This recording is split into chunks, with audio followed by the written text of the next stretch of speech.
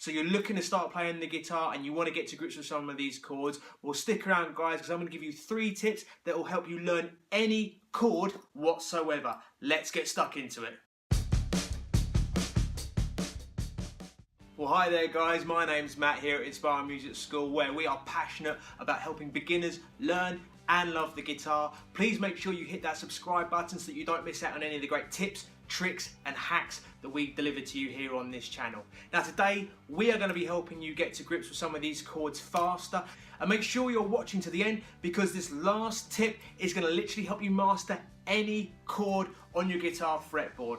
So let's get stuck in. Okay, tip number one. Tip number one is going to be don't grip the neck.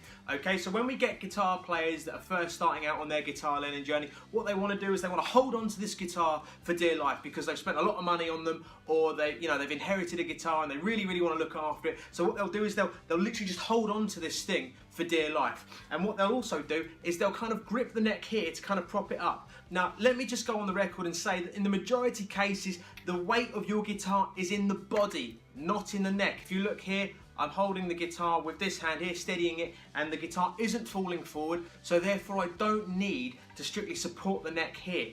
I've got the freedom to move my hand around the neck as much or as little as I want to. What we don't want to be doing is locking our thumbs up here so that we're trying to grab these chord shapes and we can't quite get there because we've just limited our movement by gripping that neck and really holding on to that guitar when we don't really need to. Tip number 2 for mastering these chords is going to be using the tips of your fingers. Now this is something that a lot of people get wrong. I hear a lot of people saying, certain strings are getting dampened out, or my chord doesn't quite sound right. You've got to use the very tips of your fingers, and one way you can gauge whether or not you're doing that is you can see if your fingernail is facing the ceiling. So as I'm using my fingers here, I want to make sure that my fingernail is literally facing the ceiling. I don't want to be using any of the padding on the underside of my fingers if I'm playing an open chord. I just want to be using the very tips. By emphasizing the tips of your fingers, you're going to get a clearer sound, you're going to make sure that you're not dampening any strings that you're not supposed to, and you're going to make sure you're actually getting a more accurate grip on that chord overall. When it comes to how I support the neck when I'm playing chords, I don't want to go at it from a I'm gripping the neck point of view. I want to have it in more of an open-handed kind of crab pincer type scenario. That's going to be the best grip that you can have for when it comes to playing these chords.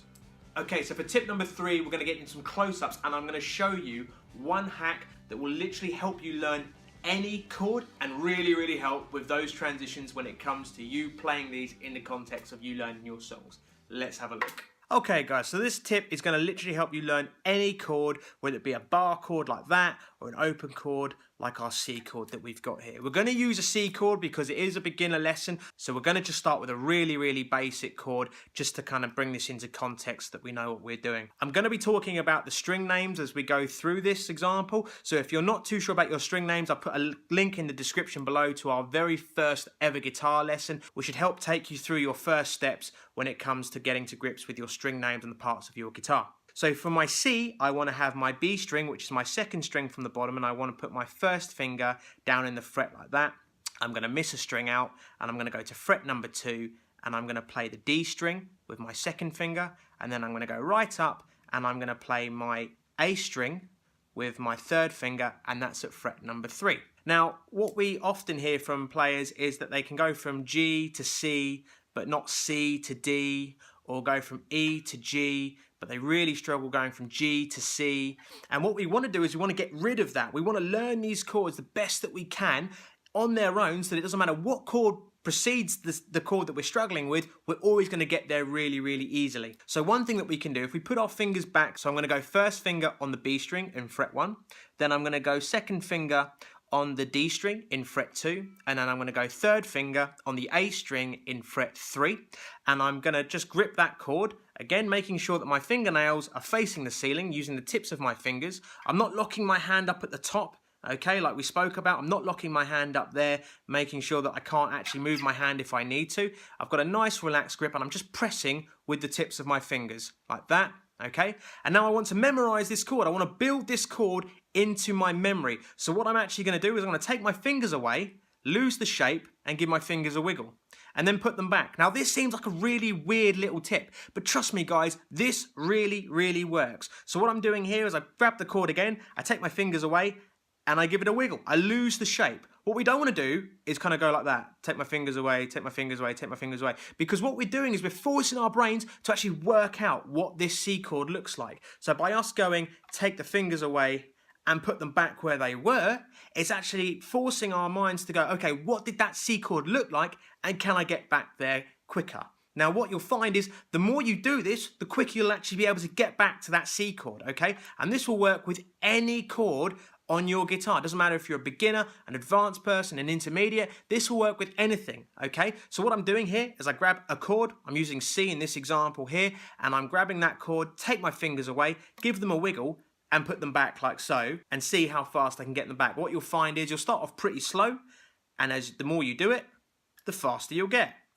Okay, so let's say the chord that you're struggling with is a little blip that's going around your brain, okay? And it's like a signal that's going around your brain, and we'll call it the chord of C or the chord of G or the chord of D or whatever chord it is that you're actually struggling with. We'll call that like a little signal that's going around your brain, okay? And it's quite faint because you're not that familiar with how to actually play that chord. Now what we're doing by actually putting our fingers down, taking them away and giving them a little wiggle, so we're going to build this signal up so it becomes stronger, and it builds in that whole muscle memory reflex that you hear so many guitarists talking about. You know, oh, I can just recall these chords from memory, by muscle memory. You know, this is how it's actually done.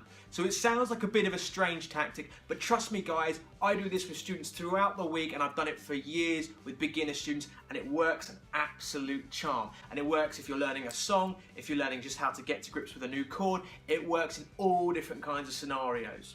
Well, I hope you found that useful, guys. Please make sure you click that subscribe button so that you are not missing out on any of the tips, tricks, and hacks. If you found this video useful, please make sure you let us know in the comment section below. And if there is anything that you're struggling with that you'd like us to cover in a video, please let me know in the comment section. And if it's something that we can accommodate, by all means, we'll do a video covering that topic and hopefully get that question answered. And until next time, my name's Matt, here to help beginner guitar players learn and love the guitar. I'll see you later.